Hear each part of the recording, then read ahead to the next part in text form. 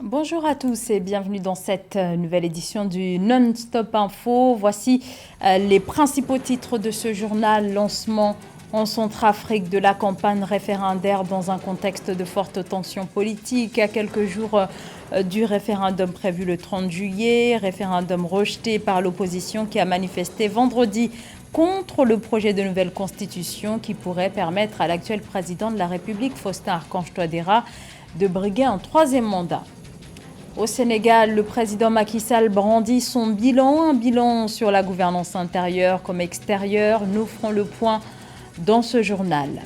Nouvelle hausse du coût du carburant au Congo-Brazzaville, une augmentation de 25% entrée en vigueur le 15 juillet.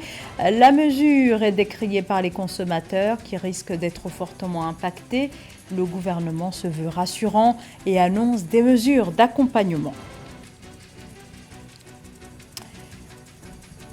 L'armée soudanaise reprend les pourparlers à Jeddah, en Arabie Saoudite. C'est ce qu'a indiqué samedi une source gouvernementale. Des négociations avec les paramilitaires des forces de soutien rapide, les FSR, du général Hemeti, n'ont quant à eux fait aucun commentaire dans l'immédiat sur la reprise des discussions. Cette annonce est intervenue quelques jours après que l'armée régulière soudanaise a indiqué boycotter il y a une semaine les pourparlers de paix à Addis Abeba en Éthiopie, organisé par le bloc régional de l'Afrique de l'Est, au moment où la guerre entre les deux généraux rivaux, Abdel Fattah al-Burhan et Mohamed Hamdan Daglo, entre dans son 4e mois. Depuis le 15 avril, les combats ont fait au moins 3000 morts. Des cessez-le-feu ont été conclus sous l'égide des États-Unis et de l'Arabie saoudite, mais les médiateurs saoudiens et américains ont pris en juin la décision d'ajourner les négociations car ces cessez-le-feu ont tous été systématiquement violés. En Centrafrique, la campagne pour le référendum constitutionnel a été officiellement lancée samedi 15 juillet à Bangui par le chef de l'État Faustin Archange Touadéra. L'opposition est vent debout contre ce référendum prévu le 30 juillet. C'est ainsi que vendredi, l'opposition qui accuse le président sortant de chercher à travers cette réforme à briguer un troisième mandat en 2025 a manifesté dans les rues de la capitale malgré l'interdiction et les mises en garde du gouvernement. Samantha Saberou Saboubanga. Depuis l'annonce faite par le président Faustin Archange Touadéra sur le référendum prévu le 30 juillet 2023 sur un nouveau projet de loi fondamentale, le gouvernement centrafricain fait face à une vague de condamnation de la part de l'opposition. Pour manifester leur mécontentement, des centaines de personnes ont défilé vendredi 14 juillet 2023 à Bangui, la capitale de la Centrafrique. Nous avons effectué une marche de protestation et d'opposition au projet de référendum concocté par le président Faustin Archange Touadéra et dont la campagne commence ce matin. Pourquoi nous manifestons contre la Constitution? Parce que tout simplement, cette procédure de référendum est illégale. Le référendum est un véritable coup d'État constitutionnel parce qu'il vous souviendra qu'il y a déjà 6 mois, la Cour constitutionnelle avait jugé illégale toute procédure de changement total d'une constitution qui n'existe pas dans toutes les normes juridiques de la République centrafricaine. En dépit d'une interdiction par les autorités, c'est dans le calme en entonnant l'hymne national et en agitant des drapeaux centrafricains que le bloc républicain pour la défense de la Constitution a dénoncé la volonté du chef de l'État centrafricain de briguer un troisième mandat de 5 ans en 2025. De ce fait, l'opposition dit non au changement constitutionnel. Aujourd'hui, dans le monde entier, la tendance est au quinquennat et à la limitation du mandat à 2. Et dans ce projet de nouvelle constitution, qu'est-ce que le président Touadéra a fait? Tout simplement, il a imposé le septennat et renouvelable de manière illimitée. Et il a introduit des notions dangereuses pour la cohésion nationale. Donc, nous nous opposons à cela et nous ne participons pas à la campagne pour ne pas donner une caution pour dire que nous avons participé, mais nous appelons tout simplement au boycott et que les Centrafricains ne votent pas, ne se déplacent pas et qu'ils ne votent pas pour cette loi scélérate qu'il y ait une forfaiture, qu'il y ait un coup d'État constitutionnel et qu'il y ait une escroquerie politique. Datée du 30 mars 2016, l'actuelle constitution est celle sur laquelle le président Faustin Archange Touadéra a prêté serment la même année lors de son premier mandat, puis en 2020 lors de son second mandat. Il a annoncé fin mai 2023 la tenue d'un référendum pour la nouvelle constitution le 30 mai et est accusé par l'opposition et la rébellion de vouloir, en se faisant réélire en 2025, rester président à vie. Notons que la campagne référendaire a débuté ce samedi 15 juillet et prendra fin le 28 juillet 2023. On vient de le voir, l'opposition est mobilisée en faveur du non, le pouvoir lui mène la campagne du oui. Le président Faustin Archange Touadéra, élu en 2016, puis réélu en 2020, a vendredi dernier dans un discours à la nation, une nouvelle fois appelé à voter massivement en faveur du projet de nouvelle constitution. La 5e réunion de coordination semestrielle de l'Union africaine s'est tenue dimanche à Nairobi. Plusieurs chefs d'État et de gouvernement étaient sur place dans la capitale kenyane. La guerre au Soudan, la crise sécuritaire au Sahel et le conflit qui continue de ravager l'Est de la République démocratique du Congo étaient à l'ordre du jour. Au programme des discussions également la nécessité de réformer l'Union africaine, la dépendance chronique même à l'égard de partenaires bien intentionnés et tout à fait incompatibles avec l'aspiration à l'indépendance, à la souveraineté et à l'action, a déploré le chef de l'État kényan William Ruto, qui est donc revenu sur le sujet lié au financement de l'organisation continentale, qui reste largement dépendante des aides étrangères. Et pour inverser la tendance, il appelle à une réforme de l'architecture financière de l'institution. L'hypothèse de sa candidature à un 3e mandat a électrisé la vie politique du pays. À 7 mois de l'élection présidentielle au Sénégal, le chef de l'État Macky Sall a annoncé il y a quelques jours qu'il ne sera pas candidat. Il a finalement rompu le suspense. Au pouvoir depuis 2012, le président Macky Sall quittera donc la présidence en février 2024.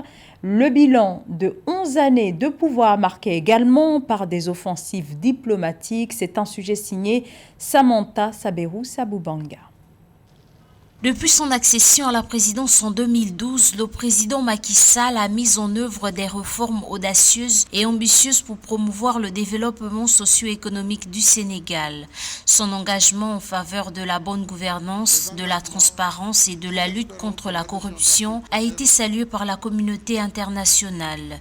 Durant son mandat à la présidence de l'Union africaine pour la période 2022-2023, le président Macky Sall a joué le rôle de médiateur pour la paix. C'est un engagement renouvelé pour l'ouverture, le dialogue et le partenariat pour des relations internationales apaisées.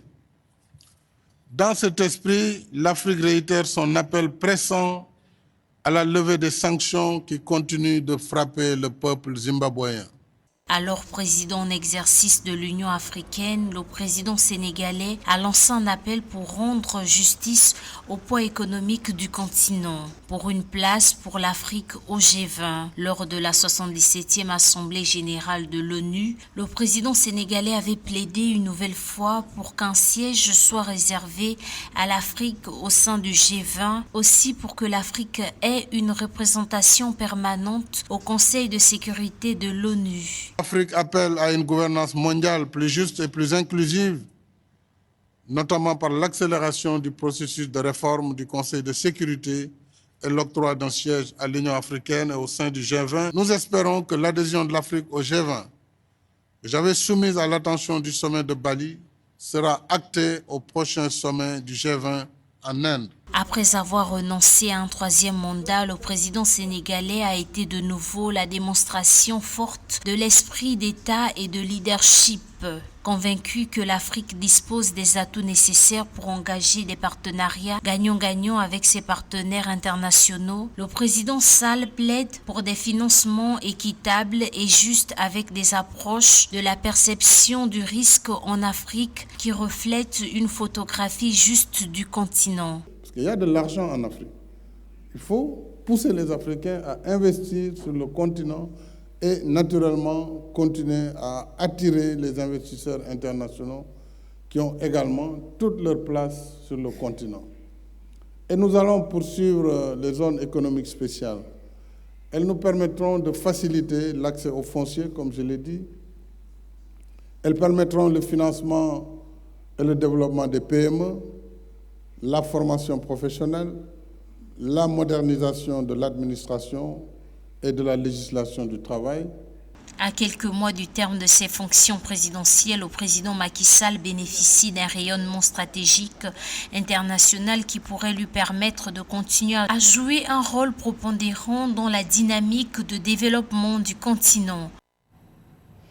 Le président du Nigeria, Bola Tinubu, a pris des mesures drastiques face à la flambée de l'inflation et à la crise alimentaire qui pèse sur le pays le plus peuplé d'Afrique, où 80 millions de personnes vivent sous le seuil de pauvreté. Devant l'ampleur de la crise, la présidence décrète l'état d'urgence. Cette disposition d'exception vise à permettre la mobilisation rapide des ressources disponibles afin d'atténuer cette situation très critique. Mildred Diamou. Depuis le 13 juillet 2023, le Nigeria est en état d'urgence pour contrer l'inflation et une crise alimentaire. La mesure décrétée par le président Bola Tinubu intervient en réponse à l'inflation galopante dans le pays qui menace la sécurité alimentaire des populations d'après un communiqué de la présidence.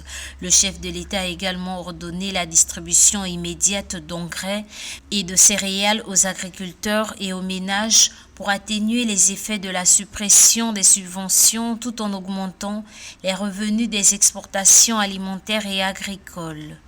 Le nouveau président Tinubu a les capacités, avec tout le potentiel militaire qu'il a au Nigeria, peut lutter contre l'insécurité militaire qui sévit dans tout le Nigeria et surtout au nord. Et puis, il a aussi les capacités financières, avec les rentrées de devises provenant du pétrole, d'investir massivement dans l'agriculture qui a été délaissée depuis les années 70. Et puis d'inciter les milliardaires nigériens, en l'occurrence Ali Dangote, à investir massivement 60% de leur capacité financière dans l'agriculture. Les données du Bureau national des statistiques indiquent que depuis janvier 2021, le taux d'inflation global au Nigeria est resté élevé. Il atteint un niveau record de 22,41% en mai 2023, en glissement annuel contre 22,22% en avril, soit une hausse de 0,19% avec les denrées alimentaires comme principal facteur de cette inflation. Il faudrait nourrir les 200 à 300 millions de Nigériens parce que sinon, c'est des dizaines et des dizaines de milliards de dollars qui seront affectés à l'importation de produits alimentaires alors que le Nigeria a les capacités et les terres pour nourrir sa population. Parmi les plans d'intervention prévus par le gouvernement nigérian, l'allocation d'une partie des économies réalisées grâce à la fin des subventions sur les carburants pour soutenir le secteur agricole à court terme et stimuler la création d'emplois dans le secteur. Le gouvernement envisage également la création du Conseil national des produits pour stabiliser les prix des denrées essentielles et maintenir les réserves stratégiques, le renforcement de la sécurité des fermes et agriculteurs, ainsi que du rôle de la Banque centrale dans le financement de la chaîne de valeur agricole. Au Congo-Brazzaville, la mesure est en vigueur depuis le 15 juillet. Il s'agit de la hausse de 25% du prix du super, qui est désormais de 775 francs CFA au lieu de 625 francs CFA. Le gouvernement indique que cette mesure suit les recommandations du Fonds monétaire international. La mesure est fortement dénoncée dans un contexte d'inflation.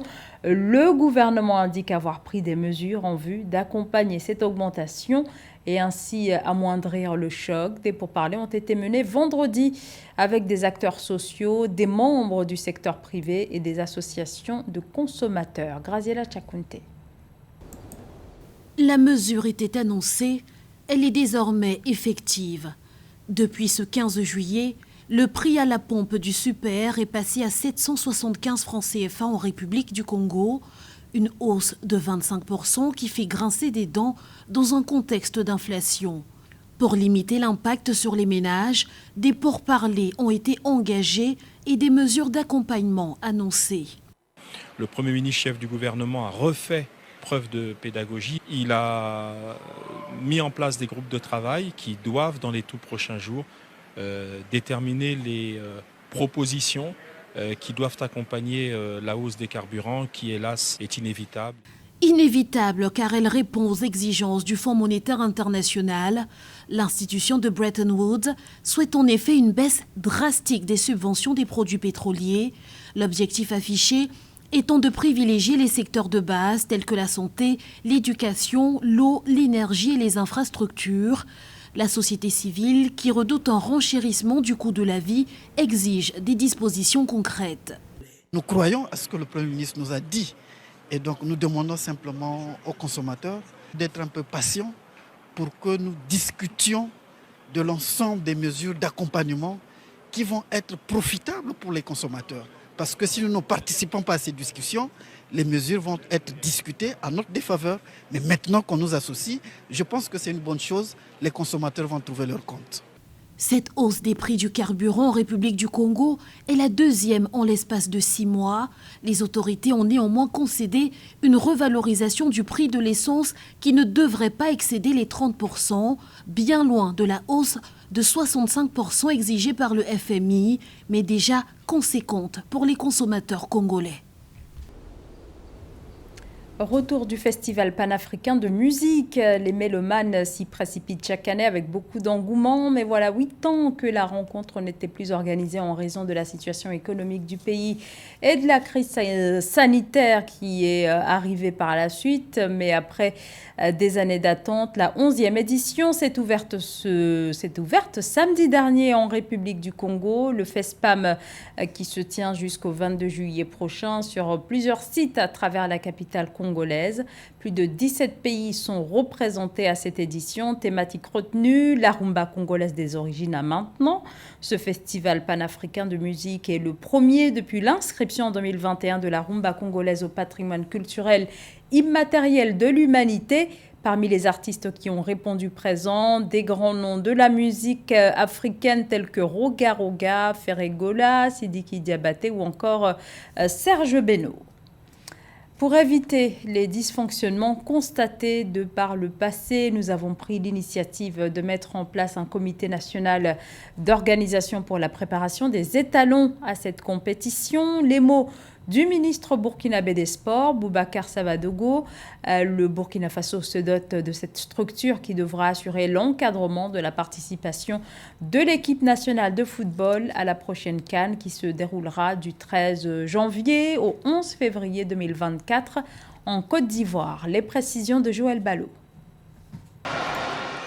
Afin d'assurer des conditions optimales pour la préparation des étalons du Burkina Faso à la Coupe d'Afrique des Nations 2023, le Conseil des ministres, qui s'est tenu le 12 juillet 2023, a validé la mise en place d'un comité national d'organisation pour leur mise en forme. Entre autres défis, ce comité est chargé de faire des propositions de mobilisation des Burkinabés de l'intérieur comme de l'extérieur pour une union sacrée en Côte d'Ivoire, pays hôte de la CAN 2023. Le comité va avoir à définir la composition et la taille de la délégation, valider et suivre, superviser le plan de préparation des étalons, mobiliser les moyens humains, matériels et financiers, définir les mécanismes de transport, d'hébergement et de restauration de la délégation.